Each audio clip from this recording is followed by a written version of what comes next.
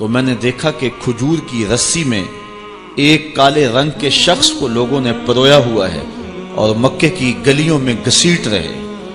تو میں نے پوچھا کہ یہ شخص کون ہے؟ تو لوگوں نے کہا اس کا نام بلال ہے۔ تو میں نے کہا کس جرم کی سزا اسے دے رہے ہو؟ تو انہوں نے کہا کہ یہ ایک نئے دین میں داخل ہوا ہے اور ہم اس کو منحرف کرنا چاہتے ہیں۔ کہتے میں نے دیکھا کہ وہ جوں جوں گھسیٹتے اس کی زبان پر احد احد کی صدا تیز ہوتی چلی جا رہی تھی۔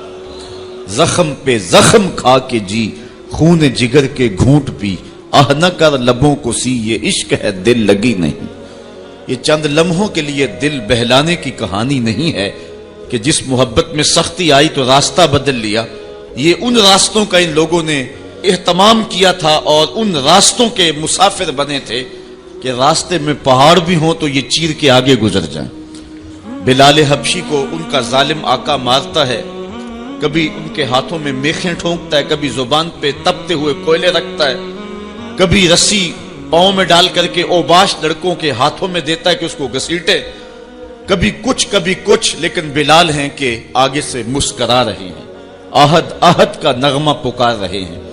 کسی نے رک کے کہا بلال یہ عجیب تماشا ہے، وہ تمہیں مار رہے ہیں اور تم آگے سے آہد آہد پکار رہے ہو۔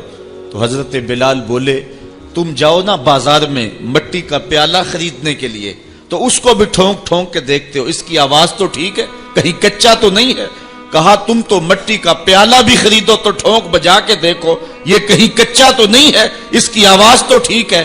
کہا میرا مالک بلال کو خرید رہا ہے، دیکھ رہا ہے بلال کچا تو نہیں ہے، اس کی آواز تو ٹھیک ہے۔ میں کہتا ہوں مالک خرید لے بلال کو، کھال ادھر بھی جائے گی، حق حق کی صدا ختم نہیں ہوگی۔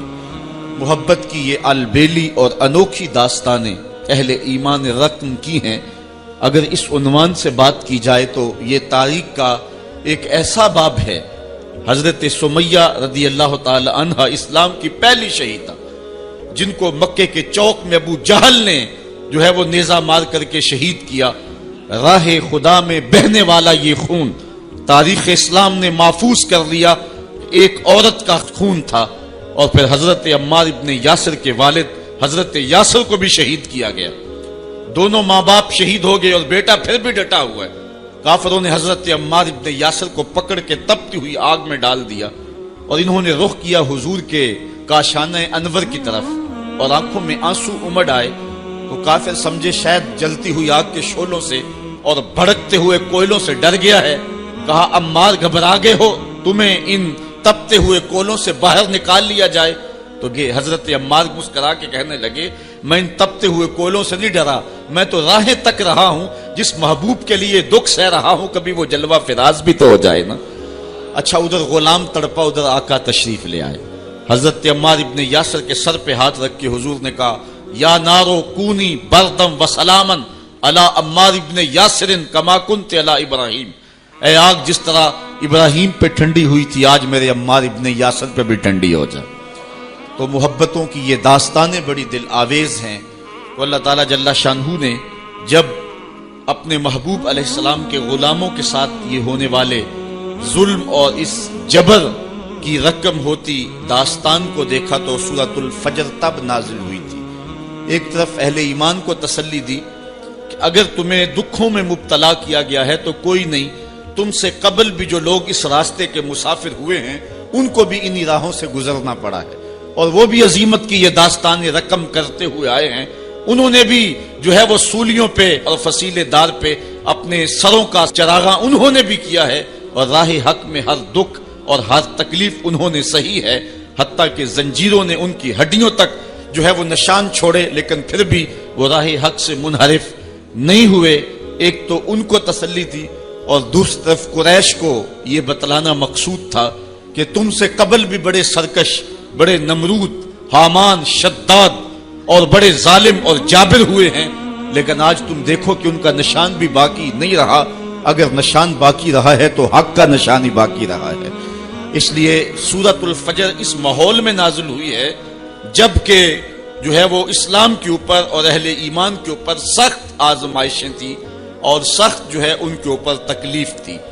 فجر کی قسم کھانے کا ایک مقصد تو یہ تھا کہ ان کفار کو یہ کہنا تھا کہ جس طرح فجر طلوع ہوتی ہے اور رات ختم ہو جاتی ہے، یہ زندگی بھی جو ہے جو تم گزار رہے ہو ختم ہوگی، اور آخرت کی زندگی میں تم نے قدم رکھنا ہے، اور صبح قیامت طلوع ہونے والی ہے۔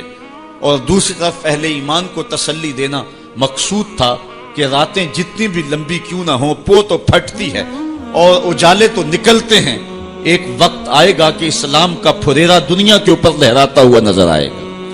آج کی قربانیاں کل کے لیے سکھوں کا سامان بن جائیں گی۔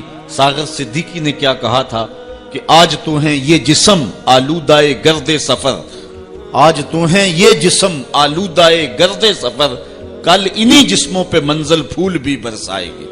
آج مکے میں ستم ہیں، کل مکے والے ہاتھ باندھ کے کھڑے ہوں گے، تو وہ لمحے بھی آنے والے ہیں۔ تو فرمایا قسم ہے صبح کی والفجر، قسم ہے صبح کی، ولیال عشر، اور 10 راتوں کی۔ 10 راتوں سے مراد کیا ہے؟ یہ ذوالحج کی 10 راتیں ہیں، جو سال کی جو ہے وہ تمام راتوں سے یہ عشرہ جو ہے وہ افضل ترین عشرہ ہے۔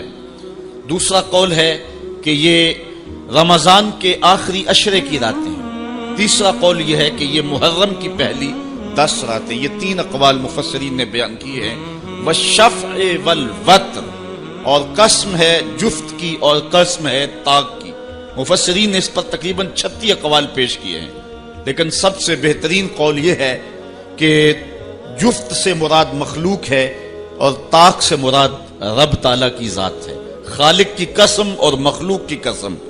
واللیل اذا یسر، اور رات کی قسم جب وہ پیٹ پھیر کے چل دے۔ یہ قسمیں 5 فرمائیں، اور اس کے بعد فرمایا حل فی ذالک قسم الذی ہجر، کیوں اس میں عقل مند کے لیے قسم ہوئی؟ یعنی یہ 5 چیزیں عقل مند کے لیے بطور قسم کافی ہیں، اور جو عاقل نہیں ہے اس کے لیے سارے زمانے کی بھی قسم اٹھا لی جائے تو اس کے لیے وہ بھی ناکافی ہے۔ تو قسم جو ہے وہ عقل مند کے لیے پھول کی پتی سے کٹ سکتا ہے ہیرے کا جگر، مرد ناداں پہ کلام نرم و نازک بے اثر۔ ہمارے استاد کہا کرتے تھے کہ اس کو عام لوگ پڑھتے ہیں کہ پھول کی پتی سے کٹ سکتا ہے ہیرے کا جگر، تو کہتے ہیں نہیں کاٹا جا سکتا ہیرے کا جگر پھول کی پتی سے۔ یہ استفہام انکاری ہے۔ پھول کی پتی سے کٹ سکتا ہے ہیرے کا جگر، یعنی یہ ممکن ہے کہ ہیرے کے کلیجے کو پھول کی نرم نازک پتی سے کاٹ لیا جائے؟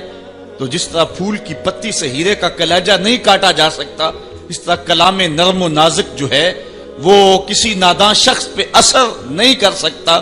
تو اللہ تعالیٰ فرماتا ہے کہ یہ جو قسمیں ہیں یہ عقل مند لوگوں کے لیے جو ہیں وہ نافع ہیں، اور جو بے وقوف ہیں، جو حماقت کے مارے ہوئے ہیں، ان کے لیے اس میں کوئی فائدہ نہیں۔ اسی لیے کہا گیا یضل بہ کثیرا ویہدی بہ کثیرا، قرآن سے بہت سارے لوگ ہدایت پا جاتے ہیں اور بہت سارے لوگ قرآن سے گمراہ بھی ہو جاتے ہیں۔ اصل قصور ان کی اپنی عقول کا ہے اور اپنی بنجر زمین کا ہے۔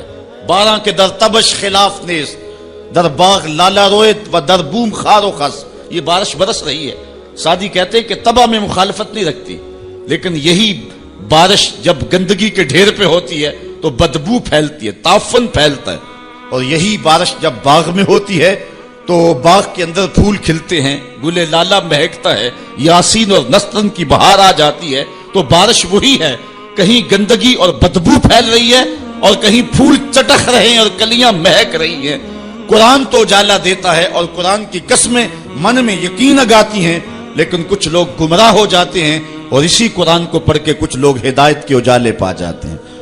تو کہا کہ یہ جو 5 قسمیں ہیں یہ عاقل لوگوں کے لیے اس میں ہی ہدایت ہے اور اس میں ہی ان کے لیے بہت کچھ ہے۔ جس طرح فجر کے بعد حشرات الارض بلوں سے باہر نکلتے ہیں اور سوئے ہوئے انسان پھر دوبارہ جاگ پڑتے ہیں، زندگی میں ایک دم پھر ایک لرزش پیدا ہوتی ہے اور حیات نو کے آثار پیدا ہوتے ہیں، اس طرح مرنے کے بعد پھر لوگ دوبارہ اٹھائے جائیں گے۔ کافر کہتے تھے کہ ہم یہ بات نہیں تسلیم کرتے کہ بندہ مرنے کے بعد اٹھایا جائے گا۔ سورہ یاسین اٹھائیے، وہ کہتے ہیں کہ جب ہماری ہڈیاں ہو جائیں گی اور ہڈیاں زمین کے اندر گل سڑ کے مل جائیں گی تو پھر ان مردہ ہڈیوں کو کون اٹھائے گا؟